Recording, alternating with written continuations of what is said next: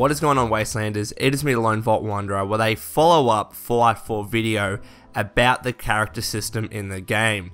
Now, the last video that I made, I talked about my fear about being pigeonholed because I thought once we reached a certain point in the game where we were unable to increase our special stats, that we wouldn't be able to try new perks or try new weapons associated with those perks, things like that.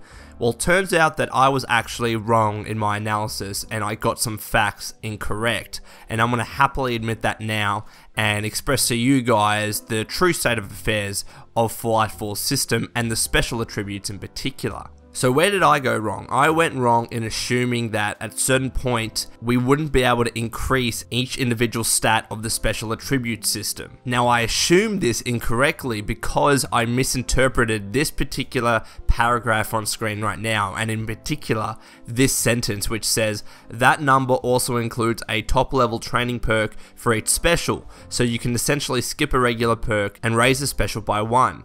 I read this as saying you could only increase each special attribute by 1 throughout the course of the game. But what it actually means is that under each special attribute in the perk chart, each of them have a top level training perk. I'm not sure where they're situated, but they're there. And each time you level up, you can use that to raise the special by 1. Now, what really brought this out to me was twofold, actually.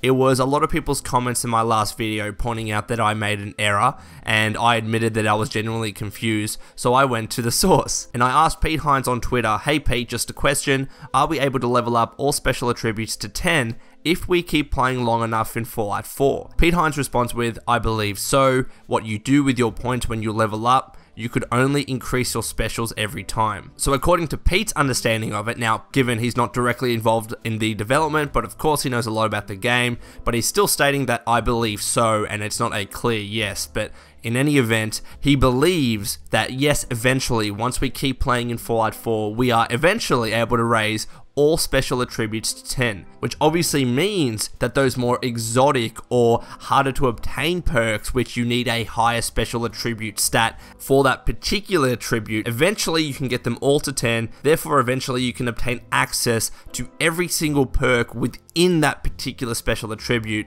if you keep playing the game long enough. And that of course is related to the fact that in Fallout 4 there is no level cap. So this was a misunderstanding on my behalf, and I was wrong, and I'll admit that now. Thank you to everyone for pointing it out, and also thank you to Pete Hines for correcting my misunderstanding. Anyways, Wastelanders, that's all from me. This has been the Lone Vault Wanderer. Please take care of yourself, and as always, keep fighting the good fight.